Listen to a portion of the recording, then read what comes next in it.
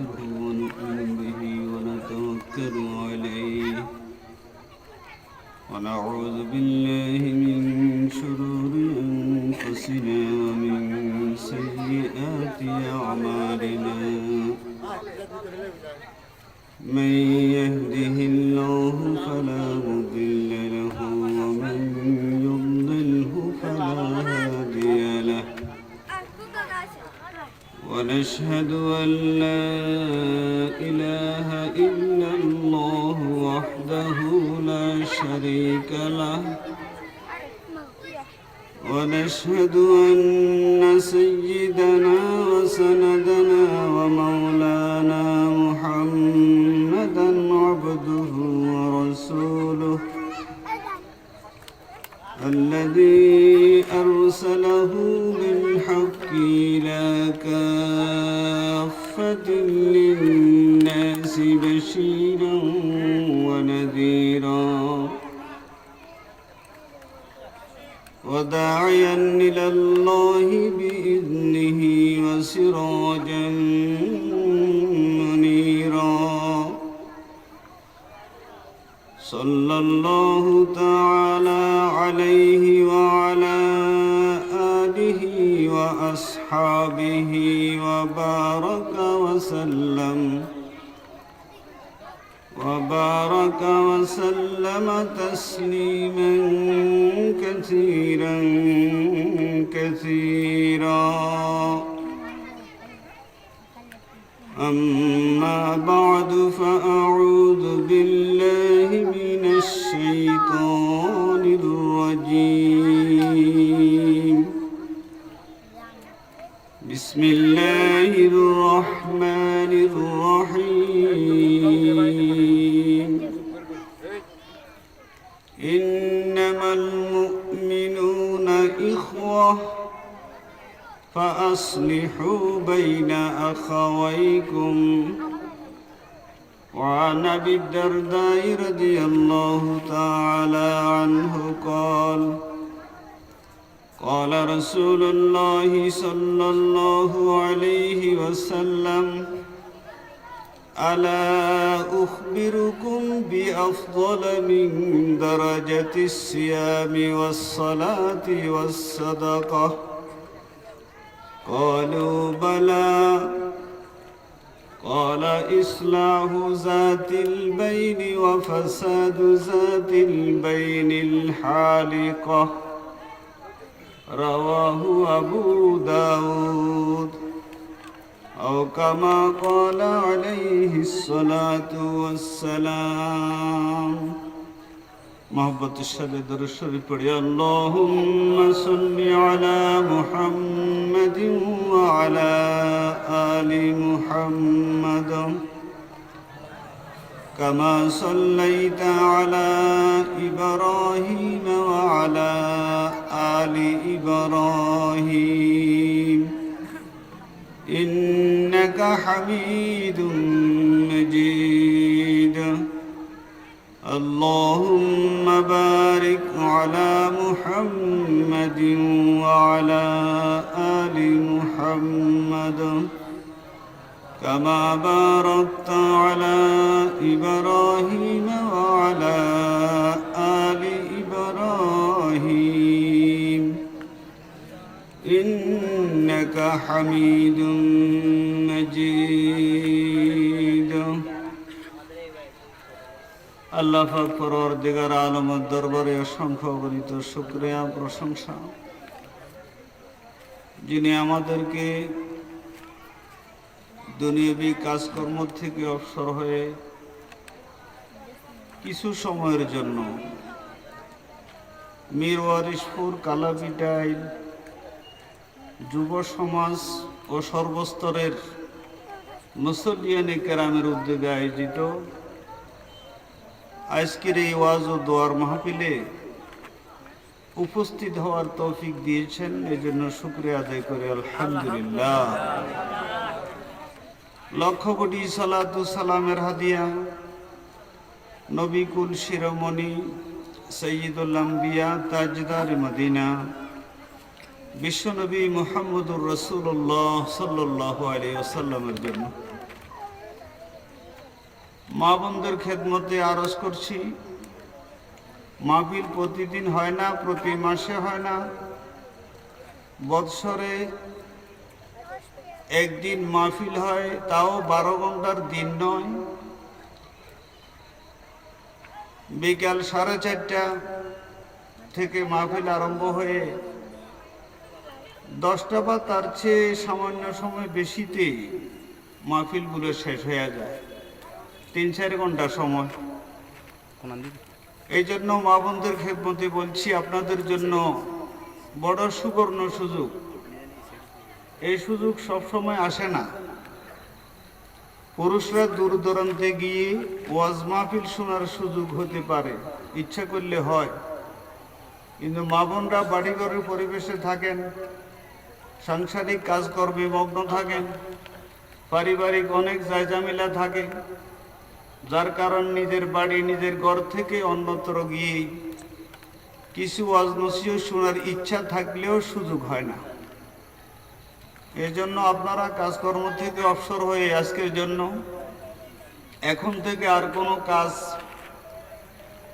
হাতে না রেখে অল্প সময়ের ভিতরে সকল কাজগুলি গুছিয়ে ছোট ছোট বাচ্চা ছেলে মেয়ে যাদের আছে, দুধের বাচ্চাদেরকে দুধ পান করে দিয়ে, যারা খাবার খেতে পারে তাদেরকে রাতের খাবারটা খাওয়াই দিই, তাদেরকে ঘুম পাড়ায় দেন। আর আপনি নিরিবিলি সেই বাচ্চাদের পাশে খাটে বসে, চেয়ারে বসে, যার যেখানে সুযোগ হয় ওয়াজ শোনার চেষ্টা করেন। আল্লাহ তাআলা কার কথার দ্বারায়, কোন কথার দ্বারায় আমার জীবনের মোট ফাল্টি দেন এটা বলা যায় না। এই জন্য আমরা যারা প্যান্ডেলে আছি, আমরা আমাদের নিয়তটাকে একটু যাচাই করে নিই। মাহফিলে কেন আসলাম? কোরআন হাদিসের আলোচনা ওলামায়ে কেরামের পবিত্র জবানে শুনব, সেই মতে নিজের জীবন গড়ব, এই নিয়তে আমরা বসি। মা বোনরাও সেই নিয়তেই বসব। আজ ঘর বলেন, বাড়ি বলেন, সমাজ বলেন, ইউনিয়ন বলেন, থানা বলেন, উপজেলা বলেন, জেলা বলেন, দেশ বলেন, বিদেশ বলেন, সর্বত্র অশান্তি বিরাজমান। সব জায়গায় সংকট, সব জায়গায় সমস্যা, সব জায়গায় অনৈক্য, সব জায়গায় মতবিরোধ। বিশেষ করে একটা ফ্যামিলির 4-5-7 সদস্য বিশিষ্ট কোনো পরিবার হলে বাবার মত একটা, বড় ছেলের মত আরেকটা, মেজ ছেলের মত তার ভিন্ন, ছোট ছেলের মতো আরো তার ভিন্ন, মেয়ে থাকলে তার মত আরেক রকম, ছেলে মেয়ের মার মত আরেকটা। যে কোনো বিষয়ে কাজ করতে গেলে ঐক্যমত হইয়া কাজ করা সম্ভব হচ্ছে না অনেক ক্ষেত্রে। একটা পরিবারের কয়েকজন সদস্য আমরা কোনো একটা সিদ্ধান্ত নিতে ঐক্যমতে নিতে পারি না, তার মধ্যে দ্বিমত সৃষ্টি হয়।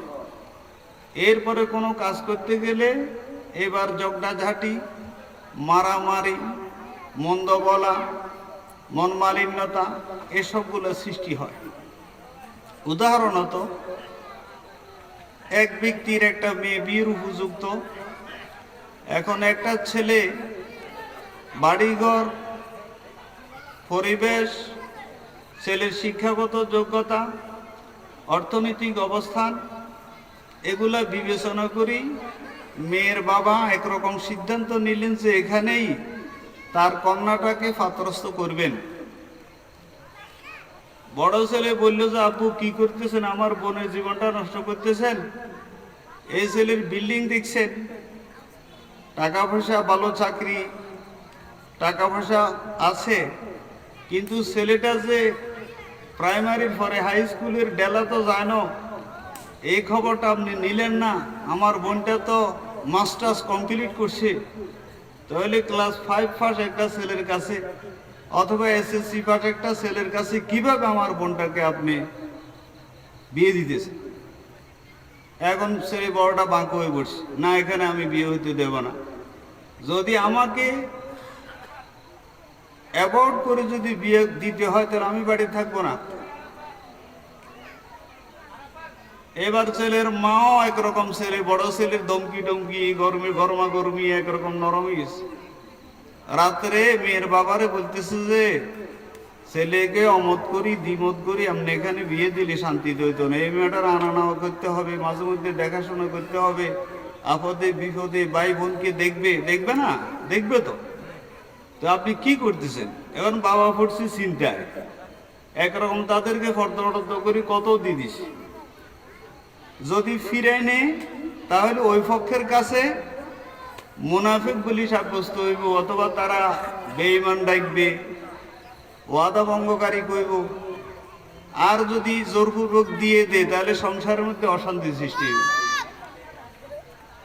তাহলে আমরা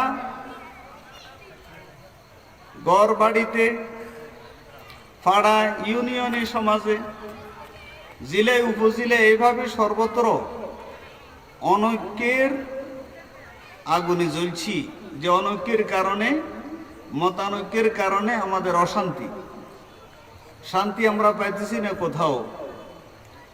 ঝগড়া ঝাঁটি সব জায়গায় লেগেই আছে। এই অশান্তির থেকে উত্তরণের উপায় কি? এই সংকট থেকে মুক্তির উপায় কি? সৃষ্ট সামাজিক এই সংকট থেকে উত্তরণের উপায় কি? এটা আমাদেরকে জেনে নিতে হবে এবং সেই মোতাবেক আমরা পদক্ষেপ নিতে হবে। ঝগড়াঝাঁটি সর্বত্রই লেগে আসে। এই ঝগড়া খুব খারাপ জিনিস। ঝগড়াঝাঁটি ভালো নয়, এটা শান্তি আনয়ন করে না, এটার দ্বারা শৃঙ্খলা আসে না, এটার দ্বারা বিশৃঙ্খলা বাড়ে। ক্রমশ এই ঝড়টা এক সময় মারামারি, হানাহানি, কাটাকাটি, মামলা মোকদ্দমা, এমনকি দুনিয়ার থেকে চলে যেতে হয়। বহু জায়গায় শোনা যায় বাইয়ে বাইয়ে জায়গা জমিনে সীমানালে ঠেলাঠেলিতে চাষাবাতি যায়, জায়গার সীমানা নিয়ে দ্বন্দ্ব হইয়া গ্রাম্য সালিশ উপেক্ষা করি, গ্রাম্য সালিশ মানে নাই, শেষ পর্যন্ত মামলা হয়েছে। এরপরে এক সময় তর্ক বিতর্ক জুটি মারামারি হয়ে একজন মাথা ফাটছে, আরেকজনরে আপনার কিরিচ দিয়ে কোপ দিছে, আটকাড়ি গেছে। এবার এদেরকে নিয়ে উভয় পক্ষের জন্য মামলা, হাজার হাজার লক্ষ লক্ষ টাকা চলে যেতেছে। যে জায়গাটার জন্য দ্বন্দ্ব সৃষ্টি হলো এই জায়গার দাম ন বেশি 50,000। কি কোন সীমানা কি জায়গা বেশি বেশ কম হয়, কখনো 1 ফুট হয়, কখনো আধা ফুট হয়, এবং বলে কি 1 ইঞ্চি জায়গাও ছাড়ব না, ঠিক নেই, 1 ইঞ্চি জায়গার জন্য জান দিয়ে লেগেছে। এই ঝগড়া বহুত খারাপ জিনিস। এই জন্য এই সংকট থেকে আমরা যদি মুক্তি পেতে হয় তাহলে আমাদেরকে কি পন্থা অবলম্বন করতে হবে এ নিয়ে সামান্য একটু দিক নির্দেশনা দেওয়ার খেয়াল করছি। বিশেষ করে পারিবারিক ঝগড়া, এটা বড় মারাত্মক। ঝগড়া প্রথমত 2 ধরনের, একটা ছোটদের ঝগড়া আর একটা হলো বড়দের ঝগড়া। ছোট বাচ্চা থাকলে, সমবয়সী 1-2 বছর 3 বছর ব্যবধানের ভাই বোন থাকলে এদের ভিতরেও ফ্যামিলিতে অনেক সময় ঝগড়া হয়। মনে করেন একটা রুই মাছ বাজার থেকে বাবা কিনে আনলো, এই রুই মাছের মাথার পাশের টুকরা আর লেজের পাশের টুকরা আর মাঝখানে টুকরা, সব খণ্ডগুলি টুকরাগুলি কি একরকম হবে?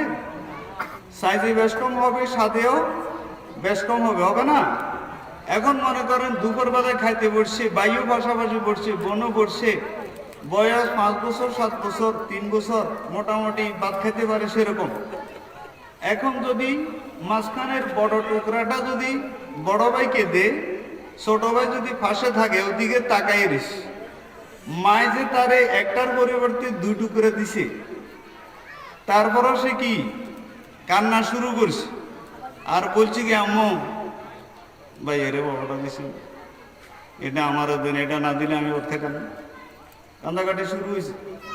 এতে একরকম রাগ করি ভাতের প্লেটের হয়তো পাও দিয়ে আঘাত করছে, নাহলে হাত দিয়ে ঠেলি উঠ করে ফালা দিয়ে চলে গেছে। এটা হলো ছোটদের ঝগড়া। কার ঝগড়া? হ্যাঁ, কখনো কখনো মায় যদি ছোটটারা আগে দে, কোনো একটা জিনিস আগে দিল ছোটটার হাতে, তো বড়টাই বলবে কি হেরে আগে কেন দিলেন, আমারে কেন দিলেন না, এই জিদ করি বসে। এই ছোট বাচ্চাদের কিছু ঝগড়া আছে, এগুলা মাতা পিতা মুরব্বী যারা হয় তারা খুব সুচিন্তিতভাবে এটার সমাধান করে নিতে হবে। একথা বুঝাইতে হবে ছোটটাকে যে আব্বু কালকে তোমার আব্বু আনলে, নাহলে দুদিন পরে আনলে সেখানে তোমার দুইটা দিন, বা এটা তোমারে কালকে দিব, আগামীকাল দিব, দুদিন পরে দিব, আজকে বাইয়ে খাক, তুমি না গত সপ্তাহে বড় টুকরা খাইছ। এগুলো স্মরণ করে দিয়ে তাকে আস্তে আস্তে সুন্দর করে হাত গুলে গুলে তারে বুঝে নিতে হবে। কিন্তু রাগ করলে, মারধর করলে এই ছোট বাচ্চারা এটা বুঝবে না, তাদের বুঝ কম। তো ছোটদের ঝগড়া আর বড়দের ঝগড়া, বড়দের ঝগড়ার মধ্যে ভাই বোনের ঝগড়া, ভাই বোনে, ভাই ভাই, বনে বনে, আর মা বাবা এবং সন্তানদের মাঝে ঝগড়া, পারিবারিক ঝগড়া, ছেলে মেয়ে ভাই বোন, মা বাবা ভাই বোন নিয়ে একটা পরিবার গঠিত হয়। এই পরিবারের ভিতরে অনেক সময় কি হয়, বিভিন্ন বস্তু নিয়ে ঝগড়াঝাটি হয়। এই ঝগড়া খুবই খারাপ। কখনো স্বামী স্ত্রীর মাঝে ঝগড়া হয়, স্বামী স্ত্রীকে ভুল বুঝে, স্ত্রী স্বামীকে ভুল বুঝে। স্বামী যদি বাহিরে কিছুদিন ঘোরাফেরা করে কিছু সময়, এরপরে যদি মোবাইলে কোনো মেয়ের সঙ্গে কথা বলছে এটা দেখে, অথবা কোনো মেয়ের সঙ্গে কথা বলতেছে অন্য ঘরের কোনো মহিলার সাথে, সেই ঘরে আসা যাওয়া করে, তার স্ত্রী তাকে সন্দেহ করে এ তো অন্য মহিলার সাথে সম্পর্ক করতেছে, এই ভিতরে ভিতরে মন খারাপ হয়ে যায়। এরপরে স্ত্রী যদি কোথাও মোবাইল করে, স্বামী যদি তার মোবাইল চেক করে, দেখলে যে একটা পুরুষের সঙ্গে কথা বলছে, তখন যাইয়া স্বামীও স্ত্রীকে সন্দেহ করতে থাকে, এই কোনো পুরুষের সঙ্গে আবার নতুন করে লাইন করতেছে, আমি স্বামী আছি তারপরেও। এইভাবে স্বামী স্ত্রীর মাঝে দ্বন্দ্ব সৃষ্টি হয়। এইভাবে মা বাবা আর সন্তানদের মাঝেও কি হয়, বিভিন্ন রকমের ঝগড়াঝাটি হয়। এই ঝগড়া এটা বড় খারাপ। বিশ্বনবী মুহাম্মদুর রাসূলুল্লাহ সাল্লাল্লাহু আলাইহি ওয়াসাল্লাম ইরশাদ করেন, ক্বালা রাসূলুল্লাহ সাল্লাল্লাহু আলাইহি ওয়াসাল্লাম লা তুমারি আখাক।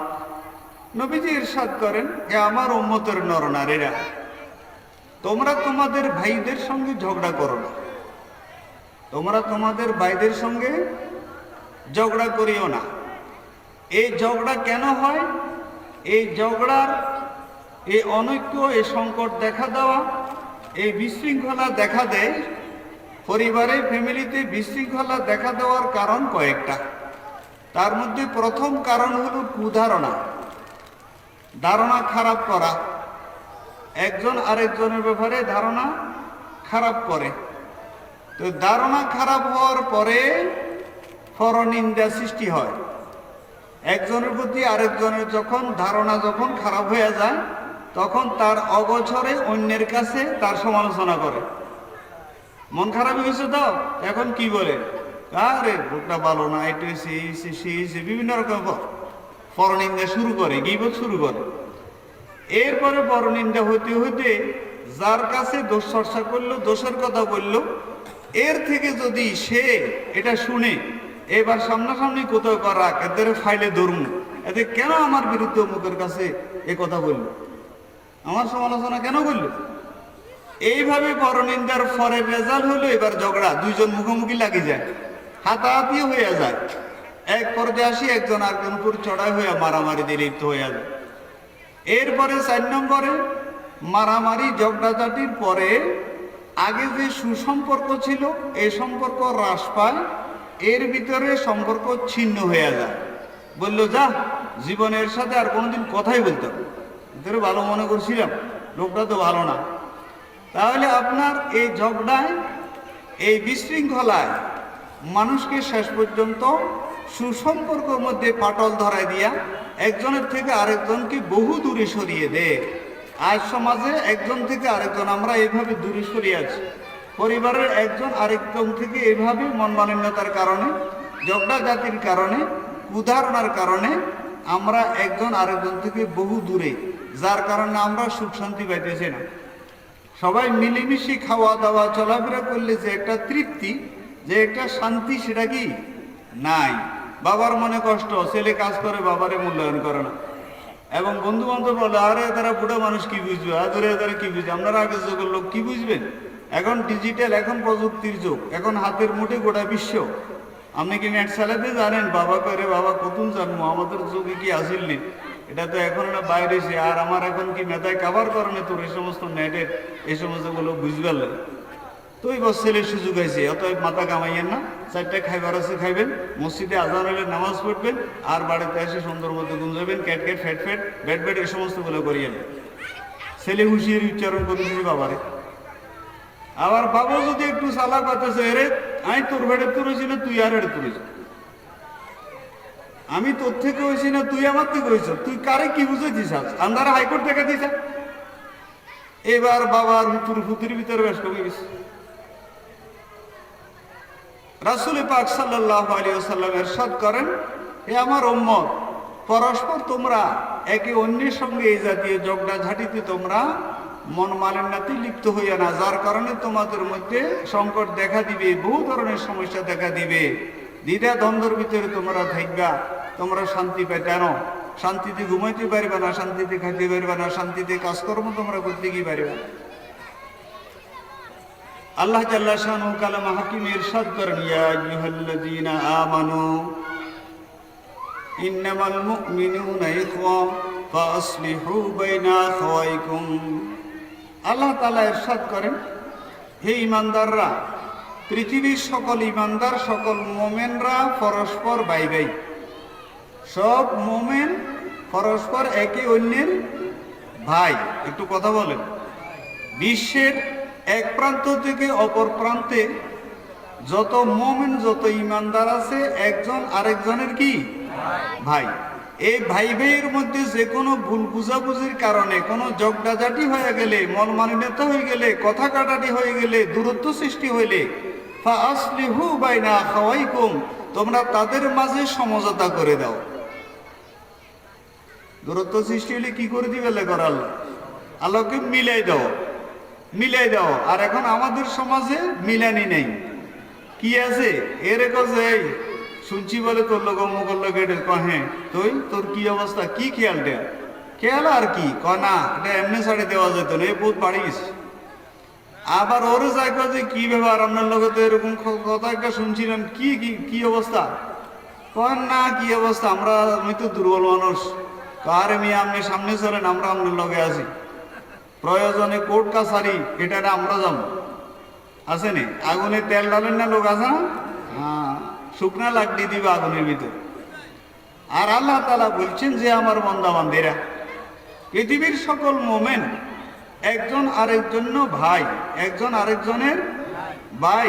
এই দুই ভাইয়ের মাঝে কোথাও কোনো দ্বন্দ্ব সৃষ্টি হলে, ঝগড়াঝাটি দেখা দিলে, একজন আরেকজনের থেকে যদি দূরত্ব সৃষ্টি হয় দুইজনের মাঝে, তাহলে তোমরা তার ভিতরে কি করে দাও, সমঝোতা করে দাও, তাদের মধ্যে মিল করে দাও, মিলাই দাও।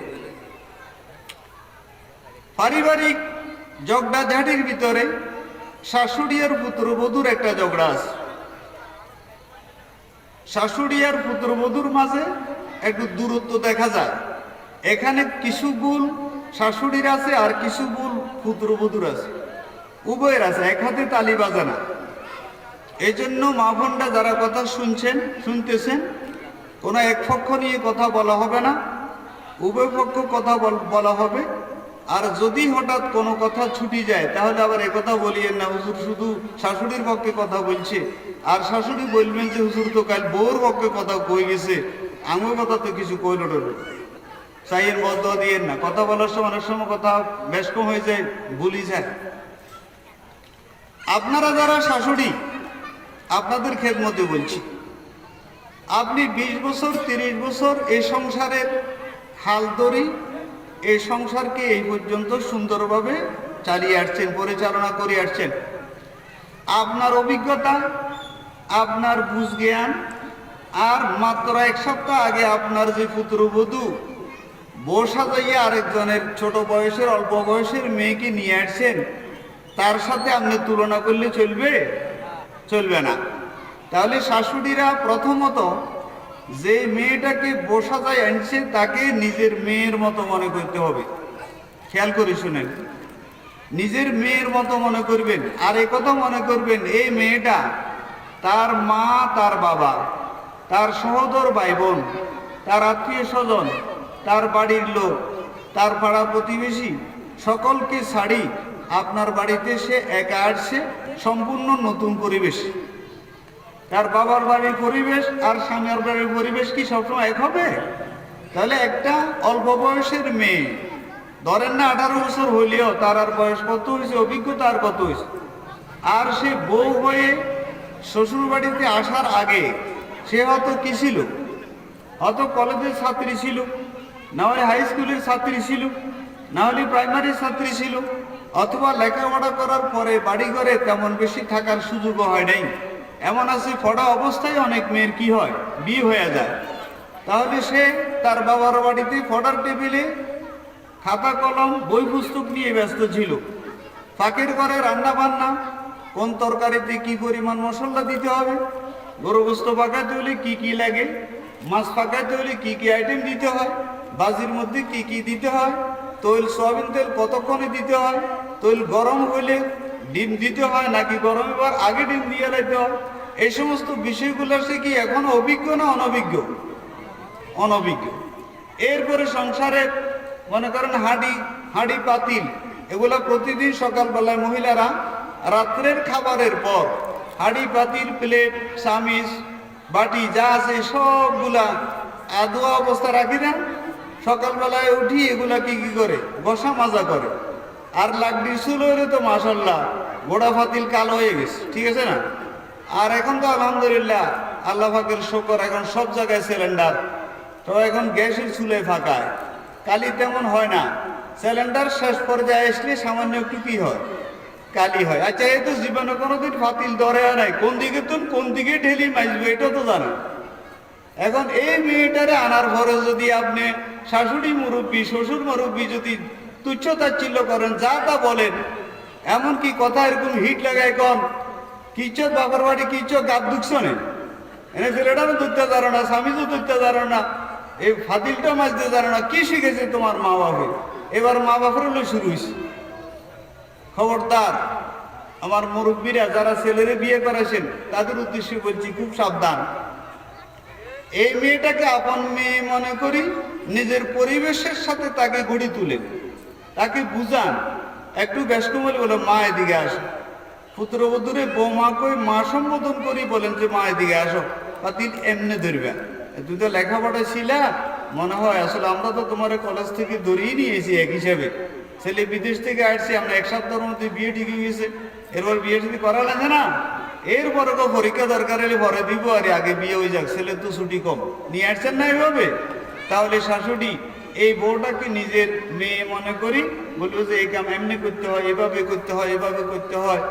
তরকারি পাকানোর সময় নিজে উপস্থিত থাকি, বললো দাও মশলার বাটিটা নাও, ওখান থেকে 3 চামচ দাও, হলুদের থেকে 2 চামচ দাও, লবণ থেকে 4 চামচ দাও। সবসময় খেয়াল করবা, যদি গরু গোস্ত 1 কেজি হয় তাহলে মশলা এই পরিমাণ দিবা, আধা কেজি ফাঁকাইলে এই পরিমাণ দিবা, 1.5 কেজি হলে এই পরিমাণ দিও। তাহলে গোস্তর ভাগটা 1 দিন 2 দিন 3 দিন 4 দিন 1 সপ্তাহ যদি বড় শিখাই দেয়, তাহলে বইকে শিখবে না? আমাদিকে মাস্টার পর্যন্ত এত কঠিন বিষয় শিখিয়ে লেতে হয়, বুঝে গোস্ত ভাগে বুঝে এটা শিখতে হইতো পারবে। কিন্তু শাশুড়িরা সুযোগ না দিয়ে হয়তো ডাইরেক্ট তাকে শ্বাস করে, বিভিন্ন কথা বলে, মন ভাঙি যায়। আর না হলে ফাঁসের ঘরের মহিলা যদি বিকেলবেলায় খাই দেয়, ফান সাবাইতে এখানে আইয়ে, তাহলে তার সাথে শুরু করছে, আরে বোন তুমি বড় শান্তিতে আসো, তোমার বগুন বালা হচ্ছে, মাশাল্লাহ দেখি তো আমি মাঝে মধ্যে তুমি করে গেলে তুমি আরামে ঘুমাইতেছো, কোনো চিন্তা নেই, বড় আল্লাহ দিলে কুড়া বাসা রান্না বান্না ফাঁকসা সব কিছু করিয়ালাম, সময় মতো শুধু তুমি খাটের উপরে যাই খাইতেছো তোমার রানীদের। আর আমি কি একটা আনলাম, আল্লাহ আমার ভাগ্যে কি জুড়ে আহারে, আমার এই সুন্দর হুদ্গা আসমানের সাত ছেলেটা শিক্ষে দীক্ষে আল্লাহ দিলে সব দিকে ঠিক, কিন্তু কি ভাগল মেয়ে একটা খাইলাম, না কাজকর্ম আছে নাকি তার অন্য কিছু আছে, কিছুই নেই। ও আমার মুরব্বীরা শাশুড়িরা, এইভাবে মন ভাঙবেন না, মনকে ছোট করবেন না। আগে মেয়েটাকে আপনি আশ্রয় দেন, আগে তাকে সুযোগ দেন মাত্র আসছে তো মেয়ে যদি পাক করতে যায়ও আপনি বলবেন না বৌমা তুমি একটু রেস্টে থাকো, মেহমানজন বাড়িতে আছে, সবসময় যাই জামিলা ঘুম টুম ঠিক মতো যাইতে পারো না, তুমি রেস্টে থাকো, আম্মু আসি আমি ফাঁকসাকে বলে করবো। তো মাঝে মধ্যে আসি তুমি একটু দেখি টেকি যাইও না। আমাদের দেশে আমার সমাজে নিয়ম হইল যেদিন মেয়েটাকে বসাতে এনেছে পরের দিন সকালবেলার থেকে নাস্তা বানানোর ট্রেনিং শুরু হয়েছে। ট্রেনিং হয়তো রুটি বানাই দিব সবাই লাই 2 কেজি আটার। এখন এই বেচারে তো কোনোদিন আটার খামিরা করছে না, কারণ পানি দিছে আর পানি অত বেশি হয়ে গেছে আর নাহলে কম হয়েছে। তো বেশি হইলে আটার খামির হইব না, হইবে বেশি নরম নরম হলে রুটি বানানো যাইব না। আর যদি একটু কম হয় তাহলে দুল্লা দুল্লা দেখবো, তাহলে কি বললো হইব না। তোর নিয়ম আছে না। এখন এই বেচারি করছে বিভাগে কথা বলছে পানি প্রথম গুলি বেশি ডালে দিছি, এবার সর্বে কিছু কইতে পারো না সইতে পারো। এবার শাশুড়ি যদি দেখে মনে মনে মনটা ছোট করি কি আহারে এই হাগল কতন ধরিয়ে এলাম রে, রুটি বানায় বললে কইলাম দেখছি নি কি পরিমাণ পানি দিত, এই 8-10টা তার কাছে নাই। আবার এটারও আগের কাম যেটা সেটা হলো সকালবেলায় ফজরের নামাজ পড়ছি কিনা শ্বশুর শাশুড়ি জিজ্ঞাসা করে না, আগে বললো যে ঝাড়ুটা লই ঘরটা ঝাড়ু দিয়ে দিও, ঢেলা ঢেলা ঝাড়ু দিয়ে দিও, উঠান ঝাড়ু দিয়ে দিও। মিরওয়ার স্টুডেন্ট মনে হয় এটা নাই। তবে আমি আমাদের হিসাবের কথা কইয়ে কথা বুঝি, আপনাদের মতো আমি করিয়েন না, আমাদের এলাকার কইয়ে যে বিয়ে শাদীর পরে নতুন বউ আনলে পরের দিন সকালবেলায় প্রথম কাজ তার হাতে ঝাড়ু দে, কি দে ঝাড়ু দে। সেটা ঘর ঝাড়ু দিতে জানেনি, উঠান টুটান ঝাড়ু দেয়। এগুলা ভুল ধারণা। একটা ছেলের বউ আপনি সাজায় আনলেন, আপনার ছেলের যদি মর্যাদা সম্মান থাকে ছেলের বউর কি সম্মান থাকবে না? তাহলে সে আজকে কোনো ঝাড়ু দিবে প্রথম দিন। এই নতুন মেয়ে কিছু বুঝে না, ঘন্টা লম্বা দেখেরও না, হাঁটতে হাঁটতে শেষ পর্যন্ত ফায়ের নিচে কাপড় পরে কাটিয়ে হয়তো পড়িয়ে যাবে। এই জন্য তারে কিছুদিন নিজে একটু দিক নির্দেশনা দিয়ে তারা একটু কি করে নেন, বুঝাই নেন, শুনাই নেন। একটু পুরাতন হোক, 1 সপ্তাহ যাক, 15 দিন যাক, 1 মাস যাক, 2 মাস যাক, 3 মাস যাক, তারপর আস্তে আস্তে আস্তে আস্তে তারে সব কিছু বুঝাই দেবে। দরিয়ে তারে যদি আপনি এমনি হিটমূলক কথাবার্তা বলেন মেয়েটার মন ভাঙিয়ে যাবে। এদিকে নিজের মনটা খুব ছোট, নিজের মা বাবা সবারই ছাড়িয়ে আসছে, এখানে শাশুড়ির কাছে মুরব্বীর কাছে আসছে, এই মুরব্বী যদি হিটমূলক কথা বলে তাহলে কারাগার মধ্যে লবণ ছিটানোর মতো হয় না।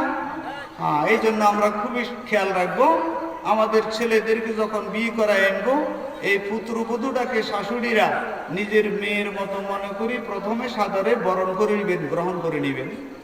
এরপরে কাজকর্ম করে আস্তে আস্তে আস্তে আস্তে শেখানোর চেষ্টা করবেন। এরপরে কিছুদিন গেলে কর্তৃত্ব পুত্রবধূর হাতে ছাড়ে দিবেন। 30 বছর পর্যন্ত সংসারের হাল ধরছেন, সংসার পরিচালনা করছেন। ছেলেকে বিয়ে করার পরেও যদি আপনি হাল ধরে রাখেন তাহলে এই সংসারে শান্তির পরিবর্তে অশান্তি আইন। সেটা কি? কিছু নিয়ম আছে। প্রতিদিন শাশুড়িকে জিজ্ঞাসা করতে, আম্মু ভাতের চাউল ক কেজি দিব? কেমন একটু আজকে কি গোস্ত পাকাবেন না মাছ পাকাবেন?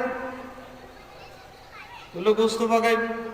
এর পরের দিন আর কিছু জিজ্ঞাসা করো না, গতকাল যখন গোস্ত পাকাইছে আজকে মাছ হলে ভালো হবে তো। নিজে নিজে ফ্রিজের দরজা খুলি মাছ পট্টা একটা নামাইছে, শাশুড়ি দেখছে, এই তো মাশাআল্লাহ সুরসে বড় লই বেয়াদব মেয়ে, তোর এত বড় সাহস, এত বড় স্পর্ধা। আমি আছি এখানে মুরব্বী ফেসেন, আমার জিজ্ঞাসা করা ছাড়া ফ্রিজে হাত দিলি, আবার মাছ বাইর করলি, কারোকে বের করছে কি করে? বোকার মন খুশি বউ আসবো আর মানে সালাম কয়েকটা বেশি করবো নি। এই যে দেখেন সংসারে বিশৃঙ্খলাগুলো কেন সৃষ্টি হইতেছে, অশান্তি কেন হয়? এই কারণে এই শাশুড়ি, এই জাতীয় শাশুড়ি বরে সবসময় যদি শাসায়, কর্তৃত্ব নিজের হাতে রাখিতে, যদি কোনো কারণে শাশুড়ি যদি অসুস্থ হয়ে বিছনা ছুঁয়ে যায়, এই পুত্রবধূর যদি বোরে বোরে কই 100 বার যদি ডাকে, বউ আবার শুনলেও কি জি আম্মু আসতেছি, কাছে আসি করে আম্মু কেন ডাকছেন জিজ্ঞাসা করবে? শুনিও না শোনার বান্দরে বসে দেয় করে দেই।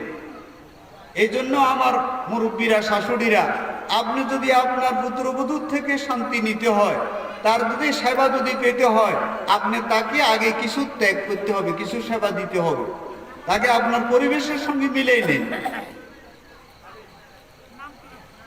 যদি শাশুড়ি এই মেয়েটাকে নিজের মেয়ের মতো করে কি করে বরণ করে নেই সব বিষয়।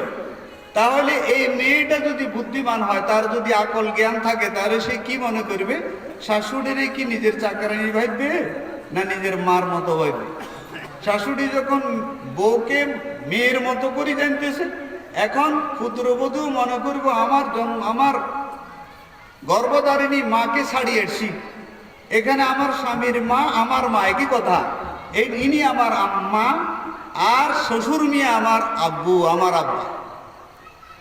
তো এই শ্বশুরকে বাবার মতো করে সেববে, শাশুড়িকে মায়ের মতো করে সেববে, শাশুড়িও মেয়ের মতো করে দেখবে, খাবার দাবার সব ব্যাপারে শাশুড়ির কাছে আনলে বললো যে মা তুমি খাইছ, বলে না আম্মু হয়তো খাবো, আপনাদেরকে খাওয়াই দিই। হ্যাঁ মামা আচ্ছা আসো আমার সাথে আসো, একসাথে খাই। আর নাহলে তোমার রাখছো নি? যে আম্মু রাখছি, আছে আছে, তরকারি আছে, এটা আছে এটা আছে, সব কিছু আছে, খোঁজখবর নিতে হবে। তাহলে যাইয়া আপনি যখন মেয়ের মতো মেয়ে সুলভ আচরণ করবেন, আদর দেখাইবেন, সেও আপনাকে মায়ের তুল্য করে সেববে, সেবার ভিতরে কোনো ত্রুটি হবে না। এক পায়ে সারা রাত্র দাঁড়া থাকবে শাশুড়ির জন্য। যদি শাশুড়িরা আগে যদি পুত্রবধূদেরকে মেয়ের মতো করে কি করতে পারে, আপন করে নিতে পারে, আপন করে নিতে পারে, এটা আপনার ক্যাপাসিটি। আর পুত্রবধূদের উদ্দেশ্যে বলছি, মা বাবা ভাই বোন সকলকে ছাড়ি যখন আসছেন, শ্বশুর আপনার পিতা তুল্য, আব্বু করে সম্বোধন করেন, আর শাশুড়ি আপনার মায়ের তুল্য, আম্মু বলি সম্বোধন করেন। কোন সময় কি লাগবে না লাগবে সব দিকে খেয়াল করেন, খেয়াল রাখেন। এখন শীতকাল, বুড়া শ্বশুর আর বৃদ্ধা শাশুড়ি ঠান্ডা পানি দিয়ে উজু করলে কাঁপ ছুড়ে, অথবা তার শ্বাস টানের সমস্যা আছে, তাহলে পুত্রবধূরা একটু ভালো করে খেয়াল করে শুনেন। আপনার এই অসুস্থ অথবা বৃদ্ধ শ্বশুর, অসুস্থ বৃদ্ধা শাশুড়ি, এই যে সকালবেলায় ফজরের সময় কনকনে শীতের ভিতরে ঠান্ডা পানি দিয়ে উজু করলে তার সমস্যা হবে, ডাক্তারও নিষেধ করছে। আপনি একটু কোরবানি করেন, একটু ত্যাগ করেন, যে সময় নামাজের জন্য আপনি উঠেন তার থেকে আধা ঘন্টা আগে উঠে যান। আগা উঠি সিলিন্ডারে আপনার একটা পাতির মধ্যে কতটুকু পানি বসাই দিই, এবার আপনি বাথরুম সারেন, বাথরুম সারি আস্তে আস্তে পানিগুলো গরম হয়ে যাবে, এগুলাকে মগের মধ্যে নিয়ে শাশুড়ি মিয়ার কাছে বলে যে আপু এত গরম পানি আনছি, আপনি উজু করে নেন। আরেক মগ শাশুড়িকে দিয়ে আসেন, আম্মু গরম পানি দিয়ে উজু করেন, ঠান্ডা পানি ডরিয়েন না। এখন শ্বশুর মিয়া নিজের মেয়ের মতো মনে করে, শাশুড়িও মেয়ের মতো মনে করে, এই জন্য বাবুরে বোর কষ্ট হইব, গরম পানির কথা আর বলে না, ঠান্ডা পানিতে উজু করা শুরু করছে। বউ উঠি দেখেছে ঠান্ডা পানিতে উঁচু করে, তাড়াতাড়ি যে হাসাবি ধরি শাশুড়ি নিয়ে, আম্মু কি করতেছেন আপনি ঠান্ডা পানিতে কেন উঁচু করছেন? আপনার নাতি রাত্রে একটু ডিস্টার্ব হয়েছে, বাগানা বছরা করছে, আমি ঘুমটা ঠিক মতো হয় নাই, শেষ রাত্রের দিকে আমার চোখ লাগিয়েছে, আমি আজকে উঠতে পারি না, আম্মু ঠান্ডা পানিতে করিয়ে না, আমি এখন করে দিতেছি। এই কথাটা বললে এই শাশুড়ি বউরে বুঝে কোনোদিন মন্দ সন্দ বলবে? বউর বিরুদ্ধে কারো কাছে নালিশ দিবে না। এই জন্য পুত্রবধূরা এদিকে খেয়াল করি, অজুর সময় নামাজের সময় গরম পানি দিয়ে উজু করান, আর ওনারা কোন টাইমে নাস্তা করেন এই টাইমের ভিতরে আপনি নাস্তা রেডি করে তাদের সামনে নিয়ে যান। সুন্দর করে গরম পানি দিয়ে হাত সাফ করাই, খাটের মধ্যে দস্তরখান বিছিয়ে দিই, রুটি, ডিম আমলেট, বাজি যা আছে এটা দিয়ে শ্বশুর শাশুড়ি দনজনকে একসাথে খাওয়াই দেন। এরপরে ফাঁকে ফাঁকে আসি, দেখেন আপু কি লিখবো, আম্মু কিছু লাগবে, তরকারি নিয়ে আসবো নাকি, কি লাগবে আপনাদের, এভাবে বারবার কয়েকবার যদি জিজ্ঞাসা করে মনটা খুশিতে বাগ হয়ে যাবে না? এই জন্য পুত্রবধূর কিছু ত্যাগ করতে হবে, আর ওনাদের সিদ্ধান্তের উপরে নিজের সিদ্ধান্তকে শ্বশুর শাশুড়ির সিদ্ধান্তের অধীনে রাখতে হবে। এইভাবে যদি আমরা আমাদের পারিবারিক জীবন যদি চলে, তাহলে আমাদের ফ্যামিলিতে, পরিবারগুলিতে আপনার স্বর্গীয় শান্তি আল্লাহ তাআলা দান করবেন। খাইদাই শান্তি, চলাফেরায় শান্তি, কাজে কর্মে শান্তি, সব ব্যাপারে কি শান্তি। তাহলে এই যে অশান্তিগুলার যে ঝগড়াঝাটি যেগুলো হয়, এগুলার একটা কারণ হলো কি বলছিলাম, কুধারণা, একজনের প্রতি আরেকজনের খারাপ ধারণা করে। বউয়ের ব্যাপারে যদি শাশুড়ি এ ধারণা করে, বাবুরে মেয়ে তো আনছি শিক্ষিতা, শুনছি সে তো সায়েন্স গ্রুপ নিয়ে লেখাপড়া করছে, বড় ব্রেনি মেয়ে, না জানে আমার ছেলেটারে কাবু করিয়ে এলেন। শাশুড়ি মনে মনে ধারণা করে কি আমার ছেলেটারে কাবু করিয়ে এলেন নি, কোনো ছেলেদের টাকা পয়সা বেতন যা হয় এখন আগের মতো কি আমাদের দেয় না, শ্বশুরবাড়ির কিছু ফার করিয়ে এলেন নি, কোনো বুঝছেন না? এগুলো হলো শাশুড়ির মনের ভিতরে কুধারণা। এরপরে আমার ছেলের বাড়ির থেকে নিয়ে কোনো বাসা টাসা নিয়ে থাকবার জন্য কোনো প্রলোভন দেখাননি, কোনো লোক দেখাতেছে নি কোন এই জাতীয় কুধারণা পরিহার করেন। আল্লাহ তাআলা কোরআনে হাকিমে ইরশাদ করেন, ইজতানিবু কাসীরাম মিনাজ জন ইন্না বাযাজ জন্নি ইসম। আল্লাহ তাআলা বলেন, এ আমার বান্দা বান্দীরা, অধিকাংশ খারাপ ধারণা, কাহারও ব্যাপারে খারাপ ধারণা করার থেকে বেঁচে থাকো, কেননা এই খারাপ ধারণা সমূহের মধ্যে কিছু ধারণা গুনাহ, কিছু ধারণা সুধারণা নেক, কুধারণা গুনাহ। অথচ এমনও হতে পারে শাশুড়ি মনে মনে যে ধারণা করছে ছেলের ব্যাপারে, ছেলের বউর ব্যাপারে, ছেলে বা ছেলের বউ এটা দ্বারে কাছেও নাই, তাহলে এটা কুধারণা হলো না? আর কুধারণাটা হলো পাপ। এই জন্য আল্লাহ বলছেন যে এই জাতীয় কুধারণা যেটা পাপ হয়, এগুলোর থেকে তোমরা কি করো? বাঁচি থাকো। তাহলে বিশেষ করি সর্বত্র আজ যে আমরা যে মহাসংকটে আছি, অনৈক্যের আযাব আমরা ভুগতেছি, বিশৃঙ্খলার ভিতরে আমরা আছি, শৃঙ্খলা নাই, অশান্তিতে আছি, শান্তি নেই, এটার মূল কারণ ঝগড়া। আর ঝগড়ার মূল কারণ 1 নম্বর কুধারণা, 2 নম্বর পরনিন্দা, গীবত বা শিকায়েত, 3 নম্বর হইল মারামারির দিকে এসে যাওয়া, 4 নম্বর সম্পর্ক, সুসম্পর্ক নষ্ট হয়ে যাওয়া। এই ঝগড়ার দ্বারাই দিনের নূর চলে যায়, ঝগড়ার দ্বারা ধর্মীয় ব্যাপারে মানুষ অজ্ঞ হয়ে যায়। আল্লাহ রাসূল কারীম সাল্লাল্লাহু আলাইহি ওয়াসাল্লাম ইরশাদ করেন, আল মিরাউ ইয়াযহাবু বিনুরিল ইলম। মানুষ যখন ঝগড়ায় লিপ্ত হয়ে যায় তখন সঠিক জ্ঞান তার লোপ পাওয়া যায়, সঠিক জ্ঞানটা তার কাছে থাকে না, কারণ ঝগড়ার কারণে সেন্টিমেন্টে আসি যায়, তখন ওই মুহূর্তে ইনসাফ, ন্যায় কথা যেটা, এটা তার মুখ দিয়ে আসে না, গরমের রাগের কারণে আরেক দিকে ছুটে যায়। পরবর্তীতে আরো যদি বলে, আপনি যে সময় কথাটা কইলেন ঠিক হয়েছে, করবে আজ শেষ ঠিক আছে না, কি কইতে কি কই আলেছি, সেন্টিমেন্টে আই গেছি, তো রাগে আই গেছি কই আলেছি। এই জন্য রাসূলের সাথে আল মেরাউ ইয়াযহাবু বিনুরিল ইলমে, পরস্পরের ঝগড়া মানুষকে সঠিক জ্ঞান থেকে দূরে সরিয়ে দেয়, মানুষের অন্তরকে অন্ধকার করে দেয়। অন্তর কি হয়ে যায়? অন্ধকার হয়ে যায়। যাই হোক, ঘরে, ঘরের বাহিরে, সমাজে, ইউনিয়নে, গ্রামে, পাড়ায়, মহল্লায়, ইউনিয়নে, থানায়, উপজেলায়, দেশে বিদেশে, অফিস আদালতে, আপনি যেখানে যান, এক অফিসে যদি 5 জন যদি কর্মজীবী থাকে, তাদের মধ্যে একজন অফিসার আছে না, তার অধীনস্থরা শুধু অফিসারের ভুল ধরবার চিন্তায় থাকে সবসময়। পয়েন্ট একটা ফাইলেই তার উপরে এমনি ফোন করে দিয়ে কয়ে, স্যার এটা করছে, এবার তারে ট্রান্সফার করে আর কানলে চলে গেছে। তো এই মেয়ে একদিন যার অর্ডারে ট্রান্সফার হয়েছে তারা জিজ্ঞাসা করলে, স্যার আমার বেগম মজুদ্দিন আমরা যে ট্রান্সফার করলেন জায়গা দিয়ে, কি আমার কি সমস্যা, কি অন্যায়? কয় তোমার ব্যাপারে বহু অভিযোগ। কি অভিযোগ? ওই যে সেকেন্ড অফিসার, থার্ড অফিসার এটা করছে, এটা করছে, তুমি এটা করছো, এটা করছো। শান্তি আছে নি? সব জায়গায় ঝগড়া ঝাড়ির কারণে আমরা অশান্তিতে আছি। এই জন্য বিশ্বনবী মুহাম্মদুর রাসূলুল্লাহ সাল্লাল্লাহু আলাইহি ওয়াসাল্লাম এই ঝগড়া ঝাঁটি সংকট থেকে উত্তরণের জন্য আল্লাহ রাসূল একটা চিকিৎসা দিলেন উম্মতকে। উম্মত যদি এই চিকিৎসাটা গ্রহণ করে তাহলে সর্বত্র অনৈক্য থাকবে না, ঐক্য প্রতিষ্ঠিত হবে, অশান্তি দূরীভূত হইয়া শান্তি প্রতিষ্ঠা হবে, মানুষের মধ্যে বিশৃঙ্খলা যাইয়া সুশৃঙ্খল শৃঙ্খলা মানুষের ভিতরে আসি যাবে। আন আবি দারদা রাদিয়াল্লাহু তাআলা আনহু قال رسول الله صلى الله عليه وسلم ألا أخبركم بأفضل من درجة الصيام والصلاة والصدقة। হযরত আবু দারদা রাদিয়াল্লাহু তাআলা আনহু আমাদের নবীজির এক বিশ্বস্ত সাহাবী, অনেক বড় গুণের অধিকারী, অনেক বড় সাহাবী, মর্যাদা সম্পন্ন ব্যক্তি।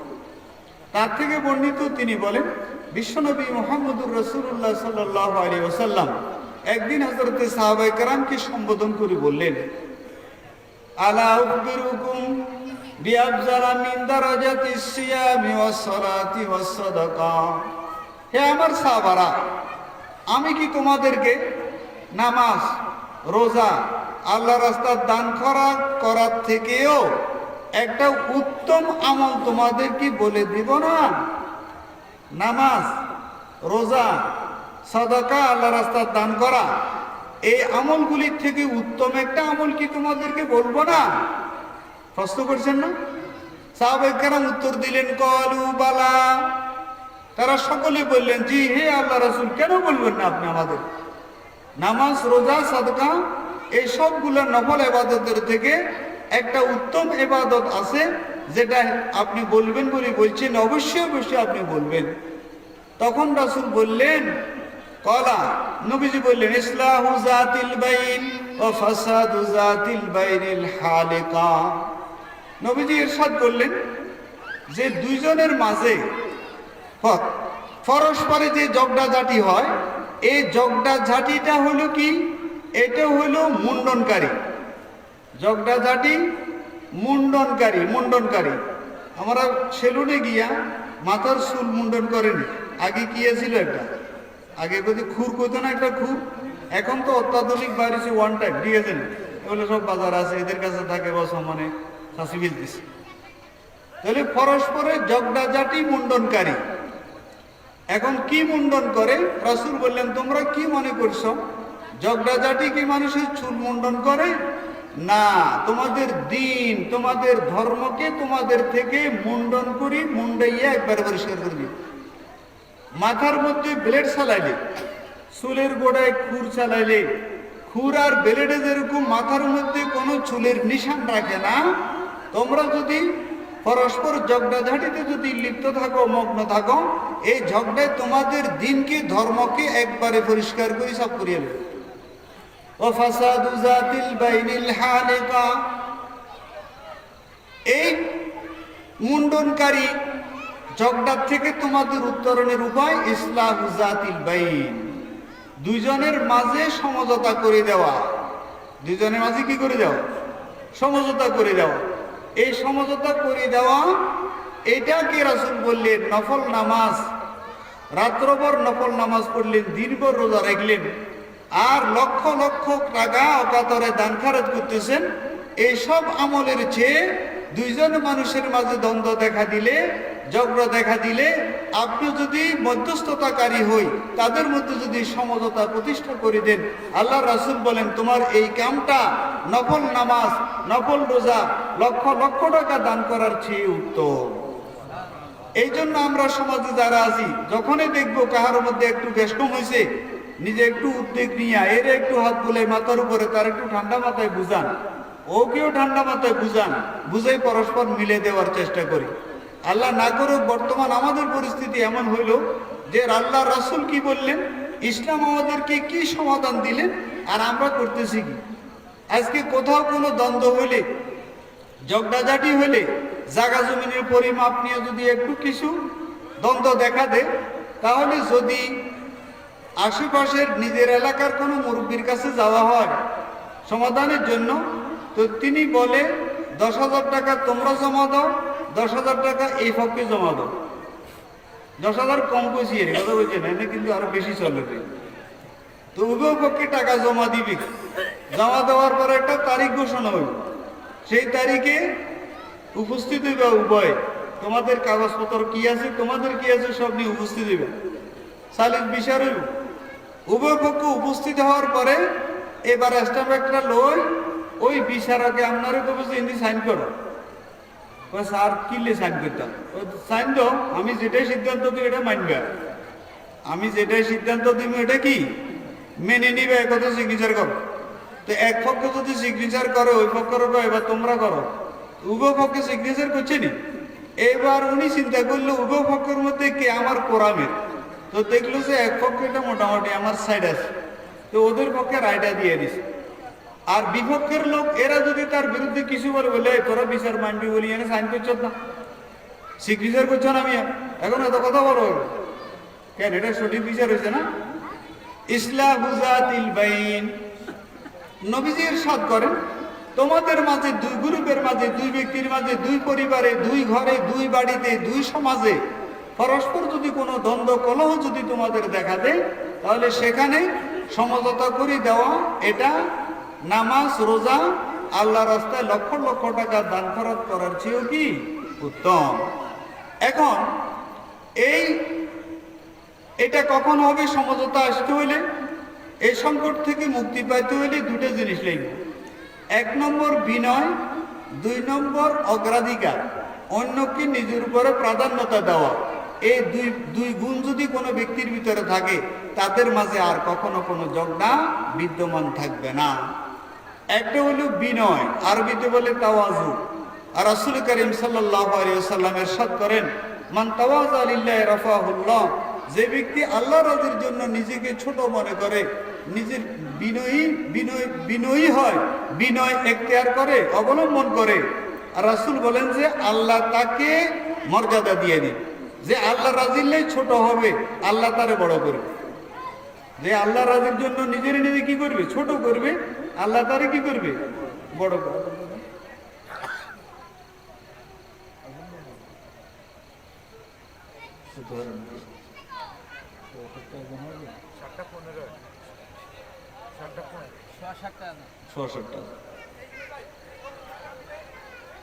সৃষ্ট সংকট, ঝগড়াঝাটি, মারামারি, হানাহানি, এসব কিছুর থেকে মুক্তি পেতে হইলে এক নম্বর বস্তু লাগবে বিনয়। যে দুইজনের মাঝে দ্বন্দ্ব সৃষ্টি হয়েছে, উভয়ের অন্তরে যদি বিনয় থাকে, আমি দোষ আমার, কি বলবে খেয়াল করেন, দুইজনে আমরা ঝগড়া করছি, তো আমি যদি হকের উপরে থাকি, তাহলে আমি মনে করবো যে না, দোষ আমার, ভুলটা আমার হয়েছে। তো যে ভুল করছে হেও করবো যে ভুলটা আমার। আচ্ছা কোন যে দুই ভাই আপনারা যদি এভাবে কোনো সমস্যা হয়, আর যদি একজনের কাছে ভুল আমার, হে করছে ভুলটা আমার, এবার মারামারি হবে কেন? মারামারি হবে। এখন আপনি কইবেন আমি হকের উপরে থাকি, আমি গেলেই ছোট, হ্যাঁ আমি গেলে ছোট, আপনি ছোট হইবেন। রসুল বলেন যে আল্লাহ রাজিল্লে, কাল্লাই আল্লাহ রাজির জন্য যে জায়গা নিয়ে দ্বন্দ্ব করতেছি, যে ঘর নিয়ে দ্বন্দ্ব করতেছি, এই ঘর থাকি যাবে, এই ঘর আমার দাদা এই ঘরে ছিল, এই বিটাতে ছিল, আমার বাবা ছিল, তারা আজকে কই, তারা যেরকম চলে গেছে আমিও চলে যেতে হবে। তাহলে সামান্য বস্তুর জন্য কেন দ্বন্দ্ব করি? আমাদের ভিতরে পরস্পর সুসম্পর্ক আমরা নষ্ট করতে যাব। এই জন্য নিজেকে ছোট মনে করতে হবে। দেখেন বিশ্বনবী মুহাম্মদুর রাসূলুল্লাহ সাল্লাল্লাহু আলাইহি ওয়াসাল্লামের বিনয় কেমন ছিল। হাদিসে পাকে আসছে, বুখারী শরীফে বর্ণনা এসেছে যে বিশ্বনবী মুহাম্মদুর রাসূলুল্লাহ সাল্লাল্লাহু আলাইহি ওয়াসাল্লামের কাছে কোন সাহাবী আসলে রাসূলের সঙ্গে সাক্ষাৎ করতেন। এরপর যখন হ্যান্ডশেক করার জন্য রাসূলের হাত মোবারকে হাত দিতেন, যতক্ষণ পর্যন্ত ওই মেহমান টেনে নিজের হাতকে রাসূলের হাত থেকে পৃথক করতেন না, ততক্ষণ রাসূল নিজের হাতকে টেনে নিতেন। কতটা খেয়াল করছেন? একজন লোক রাসূলের কাছে আসলো সাক্ষাৎ করার জন্য, রাসূলের সঙ্গে মুসাফা করতেছে, হাত মিলাইতেছে। তাহলে হাত মিলাইলে উভয় হাতে মুসাফা করি, এমনি একটু চাবি ধরে না। তাহলে যতক্ষণ ওই মেহমান নিজের হাত টেনে বাইর না করতেন, ততক্ষণ রাসূল নিজের হাতখানা বাইরে আনতেন না। কারণ নিজের হাত আগে আনলে আমি বড়, আমি ভালো, তোমার হাতের সাথে এতক্ষণ হাত রাখানোর আমার দরকার আছে, অহংকার বুঝাইবে। এই জন্য রাসূল বললেন যে নিজেকে এত ছোট মনে করছেন, অথচ আল্লাহ পাকের পরে আমাদের রাসূল থেকে বড় কেউ আছে?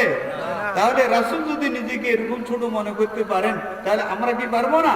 এই জন্য নবী বলছেন আল্লাহ রাজির জন্য ছোট হও, আল্লাহর রাজির জন্য ছোট হও, দোষটা নিজের দিকে টেনে আনো। তুমি হকের উপর থাকলেও এই কথা বলো যে আমি অন্যায়ের মধ্যে আছি, আমার ভুল হয়েছে, আর সেই ভাই বলবো আমার ভুল হয়েছে, তাহলে এখানে মিলজুল হয়ে যাবে, আর কোনো সমস্যা হবে না। বিশ্বনবী মুহাম্মদুর রাসূলুল্লাহ সাল্লাল্লাহু আলাইহি ওয়াসাল্লাম রাস্তাঘাটে যখন সাহাবায়ে কেরামের সঙ্গে চলতেন, তখন রাসূল সাহাবায়ে কেরামের দলের মাঝখানে থাকতেন। পাশেও সাহাবারা থাকতো, বামেও থাকতো, পিছনেও থাকতো। রাসূল একা সামনে আর দলবল পিছনে, এভাবে রাসূল হাঁটতেন না, কারণ এটা অহংকারের আলামত। আজ আমাদের সমাজে 2-4 জন লোক হাঁটলে তার মধ্যে একজন যদি নেতা থাকে, নেতাজি আগে একলা হাঁটে আর তার অনুসারীরা দূরে থাকে। কোথাও গেলে তাকে আসন দিলে তিনি চেয়ারে বসে, বাদ বাকিরা নিচে বসে। মানে আমি যে একটা নেতা, একটা গুজোদা। বিশ্বনবী মুহাম্মদুর রাসূলুল্লাহ সাল্লাল্লাহু আলাইহি ওয়াসাল্লাম সাহাবায়ে কেরামের মাজমাতে মজলিসে বসলে, মসজিদ নববীতে রাসূল বসি সাহাবায়ে কেরামকে দ্বীনি কথাবার্তা, দিন শিখাতেন। এই সময় সাহাবায়ে কেরাম নিচে বসতেন, রাসূলও সমানে বসছেন। এখনো তো বলবেন যে হুজুর বয়ান করতেছে, রাসূল সমানে বসতেন, আমরা যে মুসিব হয়েছে, আচ্ছা মুসিব হয়েছে, সময় হলে এটাও উত্তর দিব, কথা বুঝছেন না? এখন বিশ্বনবী মুহাম্মদুর রাসূলুল্লাহ সাল্লাল্লাহু আলাইহি ওয়াসাল্লাম সহচরদের সঙ্গে, সাহাবায়ে কেরামের সঙ্গে সমানেই বসতেন। রাসূল যে বড়, এ কথা রাসূল প্রকাশ করতেন না। এটা নম্রতা, বিনয়ী হওয়ার কারণে বিনয় প্রকাশার্থে রাসূল এভাবে উঠতেন। একবার বিদেশ থেকে বিভিন্ন গোত্র, বিভিন্ন রাষ্ট্র থেকে, বিভিন্ন রাষ্ট্রগুলি বিজয় হইতেছে, মুসলমান হইতেছে, ইসলামিক কান্ট্রির পরিধি পরস্পর কি হইতেছে, বাইতেছে না। তো ওই সমস্ত দেশের লোকগুলি গ্রুপে গ্রুপে নবীজির কাছে মসজিদ নববীতে আসতো দিন শিখার জন্য, ইসলাম শিখার জন্য। তো রাসূল পাক সাল্লাল্লাহু আলাইহি ওয়াসাল্লাম সমানে সকলের সঙ্গে বসে কথা বলছেন। ওই আগন্তুক ব্যক্তিদের মধ্যে এরা মানুষের জিজ্ঞাসা করে, আল্লাহ রাসূল কোনজন, নবীজি কই, নবীজি কই। সবার সমানে তো সাদা সিধা লেবাস পোশাক, তেমন কোনো এরকম কিছু নেই, আলাদা শান নেই। এবার সাহাবা কেরামরা প্রস্তাব করলেন, ভিন্ন দেশের প্রতিনিধিরা আসলে রাসূলকে চিনার জন্য জিজ্ঞাসা করতে হয় রাসূল কোনজন। বুঝছেন কথা? সিদ্দিক আকবরও সুন্দর, রাসূলও সুন্দর, ওমর ফারুকও সুন্দর, ওসমানও সুন্দর, আরো সুন্দর সাহাবা কেরাম আছেন, সকলের লেবাস পোশাক একই রকম। এবার সাহাবা কেরাম এক গ্রুপ রাসূল সাল্লাল্লাহু আলাইহি ওয়াসাল্লামের কাছে আসি অ্যাপ্লিকেশন করলেন, দরখাস্ত করলেন, বললেন যে হে আল্লাহ রাসূল প্রস্তাব করলেন আপনার জন্য একটা আসন হইলে ভালো হয়, একটা আসন হলে, একটা উঁচু আসন যদি হয়, রাসূল আসনে বসলে আগন্তুক ব্যক্তিরা কাউকে জিজ্ঞাসা করা লাগবে না যে ইনি হলেন সাইয়্যিদুল আম্বিয়া, ইনি হলেন বিশ্বনবী মুহাম্মদুর রাসূলুল্লাহ, চিনতে সহজ হবে। এই কথা বুঝিয়ে দেওয়ার পরে রাসূল সাল্লাল্লাহু আলাইহি ওয়াসাল্লাম বলে, আচ্ছা ঠিক আছে, তোমরা যদি ভালো মনে করো তাহলে আসন একটা তৈরি করতে পারো। একটু অনুমতি পাইছে না মোটামুটি। এরপরও রাসূল বলে এত আগ্রহী নয়, মাশাআল্লাহ তোমরা এতদিন কইলে না কেন, এটা তো বড় ভালো কথা, তাহলে তো আমি যে বড় এটা বুঝে দিতে পারো আগের থেকে, তোমাদের এই বুদ্ধি উদয় হলো না কেন, এগুলো বলো। আসলে এখনো খেয়াল যে না এরকম কোনো আসন আমার জন্য আলাদা না হোক। এরপরে নবীজি যখন অনুমতি দিলেন তখন সাহাবায়ে কেরাম রাসূলের জন্য আলাদা একটা আসন বানাইলেন, এটারও একটা ফরজ বিছানো দায়িত্ব। নবীজি এখানে বসতেন, আর অন্য রাষ্ট্র থেকে কোনো প্রতিনিধি দল গ্রুপ আসলে আর জিজ্ঞাসা করা লাগতো না যে ইনি যে রাসূল পাক সাল্লাল্লাহু আলাইহি ওয়াসাল্লাম। তাহলে রাসূল নিজের থেকেও তো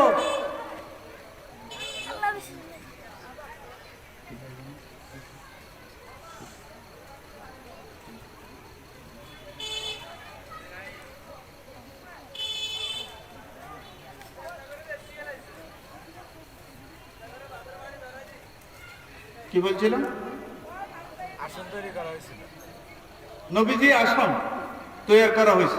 তাহলে রাসূল নিজের থেকে এত বড় রাসূলকে আল্লাহ তাআলা বানাইলেন, তারপর রাসূল নিজের বড়ত্ব প্রকাশ হয় এমন কোন কাজ করতে রাসূল কি নেই, রাজি নেই। তাহলে আমরা কে, আমরা কি সমদ আলী রমাদান, কথা বুঝছেন? কি অবস্থা, কি গ্রাভিটি, বাপরে বাবা, নিজের কি ক্ষমতা দেখে। তাহলে বলতেছিলাম জগডা ঝাঁটির এই অশান্তির থেকে আমরা যদি মুক্তি পেতে হয়, আমাদের পথ দুইটা, যেটা ইসলাম আমাদের শিক্ষা দিয়েছে। ইসলামের নবী বিশ্বনবী মুহাম্মদুর রাসূলুল্লাহ সাল্লাল্লাহু আলাইহি ওয়াসাল্লাম কিয়ামত পর্যন্ত আগত সকল উম্মতের সার্বিকভাবে শান্তি কামনায় রাসূল দুটি চিকিৎসা দিলেন। একটা বললেন কি, বিনয় অবলম্বন করা। এই যদি তাওয়াজু আর বিনয় যদি প্রত্যেকের ভিতরে থাকে তাহলে আর কোনো রকমের ঝগড়া কি কখনো হবে না। দেখেন রাসূলের বিনয়ের কথা ইঙ্গিত দিলাম। এবার হযরত আবু বকর সিদ্দিক রাদিয়াল্লাহু তাআলা আনহুর বিনয়টা দেখেন। আল্লাহ পাক এক নম্বরে গোটা পৃথিবীর সবচেয়ে, আল্লাহু আকবার, আল্লাহ সবচেয়ে বড় না, এরপরে আমাদের নবীজি না, এরপরে উম্মতের ভিতরে নবীদেরকে আপাতত রাখলে এই উম্মতের ভিতরে উম্মতের ফার্স্ট বয় আবু বকর সিদ্দিক রাদিয়াল্লাহু তাআলা। ইনার সঙ্গে তিনি একদিন হযরত ওমর ফারুক রাদিয়াল্লাহু আনহুর সঙ্গে বসে কথাবার্তা বলতেছিলেন। এক পর্যায়ে হযরত ওমর রাদিয়াল্লাহু আনহুর মনে ব্যথা আই গেছে। সিদ্দিক আকবরের একটা কথা হয়, অনেক সময় ভালো কথাও কি যায়, মানুষ রাগ হয়ে যায়, বুঝছেন না? আপনি একজন আপনি করে আদিশা সালাম দিলি, কটা আমি তুই আরে থাপড় দিদি বললি, ব্যাপারটা কি? আবার কি কয়, আমি এলাম আজকে আমার ভাত খা, আইসে তাড়াতাড়ি খুশি আর ভাই কিছু খান, রাইট আই হারি লোক বলে কিছু খান, ঠান্ডা মু রেস্ট মু ধীরে ধীরে খাবো। তাহলে খাইবার লেগে কইলে তো গরম সময় কি যায়, গরম হয়ে যায়। হযরত আবু বকর সিদ্দিক রাদিয়াল্লাহু আনহু ওমর ফারুক রাদিয়াল্লাহু আনহুর সঙ্গে কথাবার্তা বলতেছে। আবু বকর সিদ্দিক রাদিয়াল্লাহু আনহুর কোনো এক কথায় হযরত ওমর একটু মনক্ষুণ্ণ হলেন। তিনি এখান থেকে মজলিস থেকে উঠে গেলেন, উঠি রাগে চলে গিয়ে বাড়ির দিকে। আবু বকর সিদ্দিক রাদিয়াল্লাহু আনহু তাড়াতাড়ি উঠি ওমর ফারুকের পিছে পিছে চলছে। কিনলে ও মনে একটু কষ্ট গেছে, এটাকে সুরা করবে, কিন্তু হযরত ওমর একটু পিছনের দিকে তাকান নাই, রাগান্বিত হয়ে নিজের ঘরে আসি, ঘরে প্রবেশ করলেন, ঘরে ঢুকি দরজা ভিতর দিয়ে লক করে দিচ্ছে, যাতে দরজার ভিতরে ঢুকতে না পারে, ঘরের ভিতরে আবু বকর ঢুকতে না পারে। সিদ্দিক আকবর রাদিয়াল্লাহু আনহু চাইছিলেন হযরত ওমরের মনে একটু আঘাত গেছে, আমি একটু সুরা করে দিই। সুযোগ হয়েছে না? সুযোগ হয়েছে নাকি? হয় নাই। এবার কি করলেন আবু বকর সিদ্দিক রাদিয়াল্লাহু আনহু রাসূল পাক সাল্লাল্লাহু আলাইহি ওয়াসাল্লামের দরবারে মসজিদ নববীতে চলে গেলেন। আচ্ছা, সামান্য একটু মন মালিন্য হলে এটার ছাপ চেহারায় আসে না? আপনি একটু মনক্ষুণ্ণ হয়েছেন যে কোনো কারণে বা টেনশনে আছেন, এটা বোঝা যায় না চেহারা? সিদ্দিক আকবর রাদিয়াল্লাহু আনহু পরিষ্কার মানুষ, তো একটু ওমর রাদিয়াল্লাহু আনহু একটু বেশ কমেছে, এই জন্য পেরেশানির চাপ তার চেহারা। মসজিদ নববীতে ঢুকতেছে আর রাসূল পাক সাল্লাল্লাহু আলাইহি ওয়াসাল্লাম দেখতেছে। আবু বকর সিদ্দিক রাদিয়াল্লাহু আনহুর মুখমণ্ডলে নবীজির দুই নয়ন মুবারক পড়ার সাথে সাথে রাসূল বলতেছেন, আজকে আমার আবু বকরের কিছু হয়েছে, আমার আবু বকরের কিছু হয়েছে। কাছে আসার পরে যখন বসছে, এবার রাসূল করিম সাল্লাল্লাহু আলাইহি ওয়াসাল্লাম হযরত সাহাবায়ে কেরামকে বললেন যে এই যে লোকটা, কোন লোক? আবু বকর সিদ্দিক রাদিয়াল্লাহু আনহু।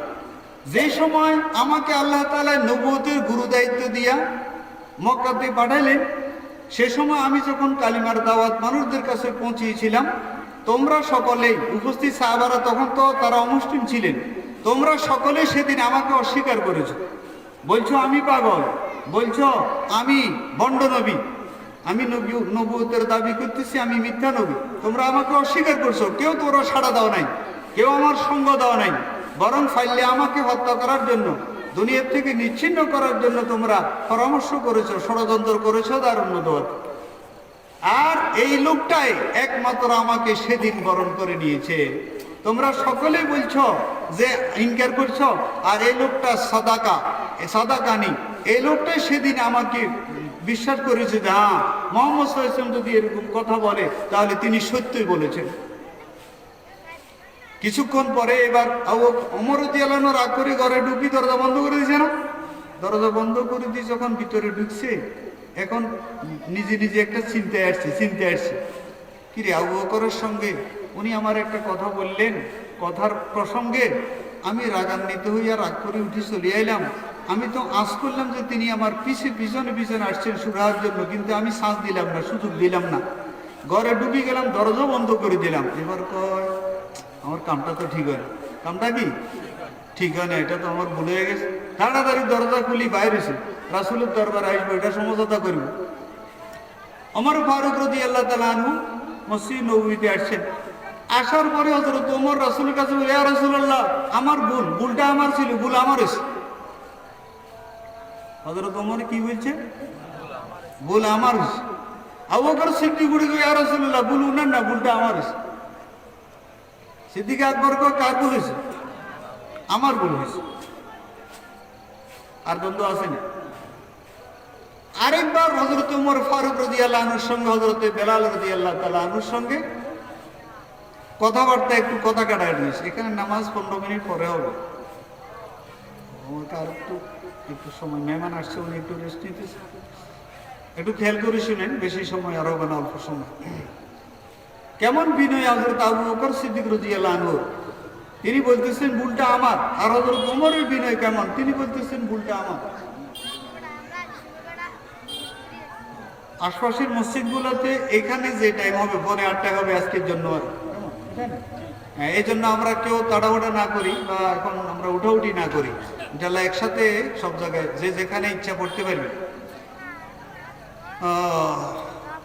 হযরত আবু বকর সিদ্দিক রাদিয়াল্লাহু তাআলা আনহু রাসূল করিম সাল্লাল্লাহু আলাইহি ওয়াসাল্লাম একদিন বললেন যে যে ব্যক্তি এই কাজ করবে সে বেহেশতে প্রবেশ করবে, তার বেহেশতের 8 দরজা তার জন্য খোলা হবে। সিদ্দিক আকবর রাদিয়াল্লাহু আনহু জিজ্ঞাসা করলেন, হে আল্লাহর রাসূল, আপনার উম্মতের মধ্যে এমন কোন ব্যক্তি আছে কি যে জান্নাতের সব কয়টি দরজা তাকে আহ্বান করবে, আসো হে আল্লাহর বান্দা, আমার ভিতর দিয়ে প্রবেশ করো, আমার ভিতর দিয়ে প্রবেশ করো। বিশ্বনবী মুহাম্মদুর রাসূলুল্লাহ সাল্লাল্লাহু আলাইহি ওয়াসাল্লাম বলেন যে আমার ধারণা সেই ব্যক্তিটি তুমি আবু বকর হবে। কত বড় মর্যাদা! জান্নাতের 8 দরজার প্রত্যেকটা গেটে তারা আহ্বান করবে, আবু বকর আমার ভিতর দিয়ে ঢুকো, আবু বকর আমার ভিতর দিয়ে আর ঢুকো, তাহলে আমি ধন্য হয়ে যাব। আর সে আবু বকর কি বলছে? রাসূলের দরবারে আসি বলছে, হুজুর ভুল আমার হয়ে গেছে। ওমর রাদিয়াল্লাহু বলে যে ভুল আমার হয়ে গেছে, বাস আর কোনো দরকার নেই, আর কোনো দ্বন্দ্ব আছে, মারামারি কাটাকাটি আছে? এইভাবে আরেক ঘটনা, হযরত ওমর ফারুক রাদিয়াল্লাহু তাআলা আনহুর সঙ্গে হযরত বেলাল হাবশী রাদিয়াল্লাহু আনহুর সঙ্গে একটু কথা চলছিল। আর হযরত ওমর তো একটু কড়া মেজাজের লোক ছিলেন, একটা কথা বলছেন যেটার কারণে হযরত বেলাল রাদিয়াল্লাহু আনহুর মনে আঘাত আসে। হযরত বেলাল রাদিয়াল্লাহু তাআলা আনহু বৈঠক থেকে উঠি চলে আসছেন। হযরত ওমর রাদিয়াল্লাহু আনহু পিছে পিছে আসি বেলালরে ধরছে, বুঝে বেলাল ভুলে গেছি, মাফ করে দিই। হযরত বেলাল মনে ব্যথা দাও, তো ডাইরেক্ট কিছু কয় না, আচ্ছা ঠিক আছে। দেখেন, আপনি বেশি কষ্ট হলে কারো দ্বারা হেজরকে ভাই আর এই কামনে আপনি মনে কষ্ট হয়েছে, মাফ করে দেন। আচ্ছা যাও যাও, আচ্ছা যাও যাও, এটা কি মাফ করে দেওয়ার লক্ষণ নাকি? আচ্ছা ওরা দেখা যাবে, এখন তো মাফ হয়েছে নাকি? হযরত ওমর ফারুক রাদিয়াল্লাহু আনহু বললেন যে ও বেলাল আমারও মাফ করে দাও। আচ্ছা ঠিক আছে। কিন্তু হযরত ওমরের মনটা শান্ত হয় না। উত্তরটা কি সন্তোষজনক হয়েছে? তিনি বুঝছেন যে না, বেলালের মনে কষ্ট রয়ে গেছে, কষ্ট এটা দূর করে নিতে হবে, না হলে আমার উপায় নেই। এবার কিছু দূর যাওয়ার পর হযরত বেলালের সামনে আসি, হযরত ওমর ফারুক রাদিয়াল্লাহু আনহু শীত হয়ে মাটিতে শুয়ে গেছে, মাটিতে শীত হইয়া। অথচ হযরত ওমর সে সময় খলিফাতুল মুসলিমিন, রাষ্ট্রপ্রধান, শীত হয়ে শুয়ে বলতেছে, বেলাল তোমার একটা পাও আমার বুকের উপর দাও, তোমার একটা পা আমার বুকের উপর দাও, আমাকে পাও দিয়া দাও। আর একথা তুমি ক্লিয়ার করে বলো, তারপরেও বলো যে আমিরুল মুমিনিন আপনাকে আমি ক্ষমা করে দিছি। কি কোন আয়ার আপনি হারমোনি দেশের কত বড় প্রেসিডেন্ট, বাংলাদেশের মতো আয়তনারী নাকি? আল্লাহ, এত বিশাল রাজত্বের অধিকারী হযরত ওমর ফারুক রাদিয়াল্লাহু তাআলা আনহু, একজন তার প্রজা হযরত বেলাল রাদিয়াল্লাহু তাআলা আনহু মনে একটু কষ্ট পাইছে। এই কথাটা ক্লিয়ার করার জন্য, পরিষ্কার করার জন্য তিনি একটু নিশ্চিত হওয়ার জন্য বলল যে বেলাল আর কি চাও, আমি মাটিতে শুয়ে গেলাম, আমার বুকের উপরে তুমি পাও রাখো, তারপরে তুমি এই কথা বলো যে আমিরুল মুমিনিন আমি আপনারে ক্ষমা করে দিলাম। এগুলো হযরত ওমর ফারুক রাদিয়াল্লাহু তাআলা আনহুর বিনয় কেমন ছিল। এরপরে আসেন ধাপে ধাপে আসতে আসতে সাহাবায়ে কেরামের বিনয়, এরপরে আউলিয়া কেরামের বিনয়। এরপরে ছোট্ট একটা সংক্ষেপ কথা বলি। হযরত শেখ আহমদ কবির রেফাই রহমতুল্লাহ আলাইহি, আল্লাহ তাআলার বহুত বড় একজন ওলি ছিলেন। তিনি আধ্যাত্মিক জগতে মারিফাতের লাইনে এত উচ্ছাঙ্গের ছিলেন যে তিনি যখন বাড়ি করে থাকতেন, রাসূল পাক সাল্লাল্লাহু আলাইহি ওয়াসাল্লামের ব্যাপারে তিনি কবিতা আবৃত্তি করেছেন আরবিতে। এই কবিতাতে তিনি উল্লেখ করছেন, কবিতার সার কথা এই যে, হে আল্লাহ রাসূল, আমি যখন মদিনার থেকে দূরে থাকি, অনুপস্থিত থাকি, আমার এলাকায় থাকি, তখন আমি আমার প্রাণটাকে আপনার রওজায় পাঠিয়ে দিই। আর আমার প্রাণ, আমার রূহ আপনার রওজায় এসে আপনাকে সালাম কি করে, আপনাকে সালাম দান করে। বহুদিন অনেক সংগ্রামের পরে, অনেক পরিশ্রমের পরে, শ্রমের পরে, অনেক সাধনার পরে এইবার আমি হজে আসার সুযোগ পেয়েছি। মক্কা শরীফ গিয়েছি হজের কাজ সম্পাদনের পর, আপনার রওজা পাকে আপনাকে সালাম দিয়ে সম্বোধন করার জন্য, সালাম দেওয়ার জন্য আপনার রওজা আমি উপস্থিত হয়েছি। এখন একটা কবিতা তিনি বলতেছেন যে, এই কবিতার মর্মার্থ হইল, আগে তো দূর থেকে আমার রূহ পাঠাইতাম, সেই রুহে আপনাকে সালাম দিত, এখন আজকে আমি সশরীরে, আমি আমার মুখে আপনাকে সালাম জানাবো। দয়া করে আপনি আমার সালামটা গ্রহণ করছেন বলি আপনার রওজা থেকে যাতে সাউন্ড আসে, এবং আপনার তার প্রমাণস্বরূপ আপনার একখানা হাত রওজা থেকে একটু বাইর করে দিবে। এইভাবে যখন তিনি এশকর মহব্বতপূর্ণ কবিতা যখন পাঠ করা শুরু করলেন রওজা পাকের পাশে, তখন বিশ্বনবী মুহাম্মদুর রাসূলুল্লাহ সাল্লাল্লাহু আলাইহি ওয়াসাল্লামের রওজা শরীফ থেকে একখানা হাত বাইর হল। লক্ষ লক্ষ মানুষ হজে যখন যায়, মানুষ লাখ লাখ মানুষ না, এইসব মানুষগুলি এই কাণ্ড দেখি সবাই তো অবাক। কে আবার যার অনুরোধে নবীজি হাত দেখাইলেন, ভিতরে একটা কিছু এখন আসার কথা না, আমি কি জাতা লোক, আমার কথায় রাসূল কি দিলেন, হাত বাইর করে দিলেন। এবার তার মনে ভিতরে আসছে, রে আমি যে কাণ্ডটা ঘটাই ফেললাম, আল্লাহ ঘটাইলো, এটার দ্বারা তো আমি তো শেষ হয়ে যাব, আমার ভিতরে তো অহংকার আসেছিল, আমার তো বিনয় নষ্ট হয়ে গেছে। এই কথা মনে করি সাথে সাথে মসজিদ নবীর মসজিদের সামনে খোলা সেহেনে তিনি শুয়ে গেছেন। আর সকল হাজিদেরকে বলতেছেন যে তোমরা আমার গায়ের উপর দিয়ে টক্কা দিদি পাও দি পার হইয়া যাও, সবাই আমাকে পদদলিত করো, তোমাদের পাও আমার গায়ে লাগুক, তাহলে আমার ভিতরে যে অহংকার আছে সে অহংকার কি যাবে, মিটি যাবে। তাহলে আজ আমরা অহংকার নিয়ে গর্ব করতেছি। এই অহংকার পতনের মূল, আর এক অহংকার সকল অশান্তির মূল। যত রকমের ঝগড়া ঝাঁটি সহ মারামারি কাটাকাটি যত কিছু হইতেছে সব কিছু কি অহংকারের কারণ। তাহলে এই ঝগড়া ঝাঁটির থেকে মুক্তি পাওয়ার জন্য দুইটা পন্থা ইসলাম দিলে, দুইটা চিকিৎসা। একটা হলো কি বিনয় অবলম্বন করা। আমরা সকলে ইনশাল্লাহ বিনয়ী হব। কি কোন বিনয়ের সার কথা বলি। বিনয়ের সার সংক্ষেপ কথা হইলো যে আমি বলতে কিছু নেই, আমার কোনো আমিত্ব বলতে কিছু নেই, আমার কোনো নেতৃত্ব না, আমার কোনো কর্তৃত্ব নাই। আমি একজন আল্লাহর বান্দা। যদি আমার দ্বারা মহৎ কোনো কাজও হয়, বড় কোনো কাজও হয়, তাও আল্লাহর ইচ্ছায় আল্লাহ নিচ্ছেন বিদায় হচ্ছে। আমার নিজের বলতে কোনো কিছু নাই। এই কথা মুখে দাবি করা নয়। বিনয় একটা দাবি, আর একটা হলো বাস্তব বিনয়। দুটো জিনিস। একটা যদি কয় ভাই আমি এই কাজটা করছি, নিজের ছোট মনে করো, ছোট মনে করছি, এটা হলো তাওয়াজু, বিনয়ের দাবি। আর একটা হলো মনের ভিতরেই হলো আমি যে ছোট, সেটা হলো কি আমি আল্লাহর বান্দা, আমি আল্লাহর গোলাম, আমার নিজস্ব বলতে কোনো কিছু কি নাই। আমার জ্ঞান বুদ্ধি টাকা পয়সা বাড়ি গাড়ি যত কিছু সব কিছু আল্লাহ দয়া করে আমাকে দিছে, আমি আমার ক্যাপাসিটিতে এটা অর্জন করতে পারি না। এই কথা মনের ভিতরে স্থান দেওয়ার নাম বিনয়।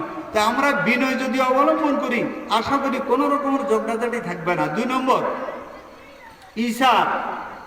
ঈশার হলো অন্যকে প্রাধান্য দেওয়া, যেটাকে বলে নিঃস্বার্থপরতা। স্বার্থপরতা নয়, নিঃস্বার্থপরতা। নিজের কোনো স্বার্থ নিয়ে কাজ না করা। যে কোনো কাজ করব অন্যের স্বার্থকে কি করব, প্রাধান্য দেওয়া। বিশ্বনবী মুহাম্মদুর রাসূলুল্লাহ সাল্লাল্লাহু আলাইহি ওয়াসাল্লামের দরবারে বাইরে থেকে কিছু মুসাফির আসছিল। নবীজি তাদের বাহ্যিক অবস্থা দেখে বুঝতে পারলেন যে এরা অনাহারে আছে। কয়েকদিন মনে হয় খাওয়া দাওয়া করে নাই। এরকম মানুষ ক্ষুধার্ত হলে অনাহারা থাকলে বুঝা যায় না অবস্থা। এবার নবীজি সাহাবায়ে কেরাম উপস্থিত সাহাবায়ে কেরামের কাছে প্রস্তাব করলেন, হে আমার সাহাবারা, তোমাদের যার যার সামর্থ্য কুলায় একজন মেহমান প্রত্যেকে বাড়িতে নিয়ে দেবে। যারা পারো একজন মেহমান। কি কন মসজিদ নববীতে দারুস সুফাতে সেখানে তো বোর্ডিং ছিল না, হোস্টেল ছিল নাকি? তো রাসূল বললেন যে তোমরা যারা পারো একজন মেহমান নিয়ে দেবে। তো এক সাহাবী দাঁড়িয়ে গেলেন, ইয়া রাসূলুল্লাহ আমাকে একজন দেন। তো নবীজি একজন মেহমান, মুসাফির মেহমান ওই সাহাবীর কাছে দিয়ে দিলেন।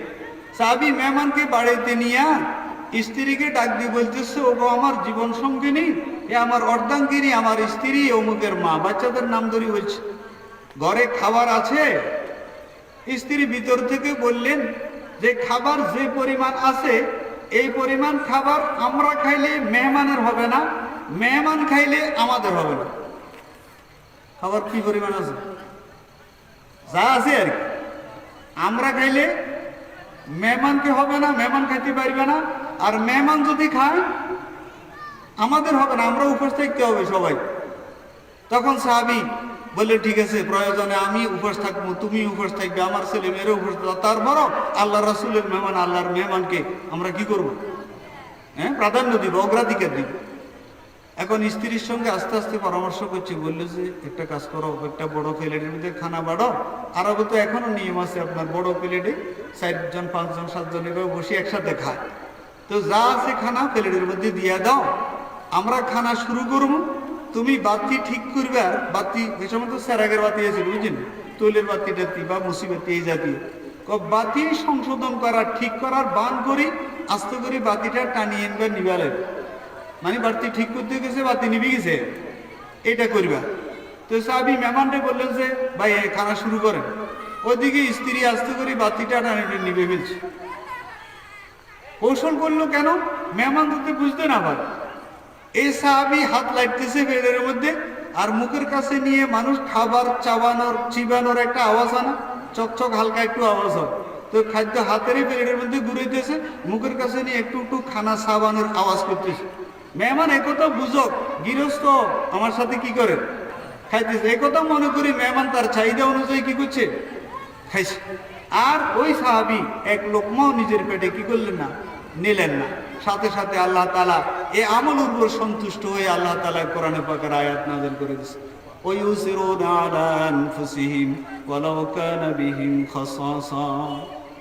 আল্লাহ তাআলা ইরশাদ করেন, আমার নবীর সহচরগণ সাহাবারা তারা এত উদার, তারা অন্যের প্রতি নিজের স্বার্থকে অন্যের স্বার্থের জন্য জলাঞ্জলিত দেয়। ইউসিরুনা, তারা অগ্রাধিকার দেয়, তাদের উপরে অন্যদেরকে অগ্রাধিকার দেয়।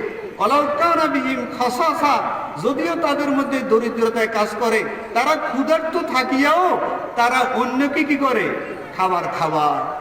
কিরকম পছন্দের কাজ হলে আল্লাহ তাআলা ডাইরেক্ট সাথে সাথে আয়াত নাযিল করে দিলেন।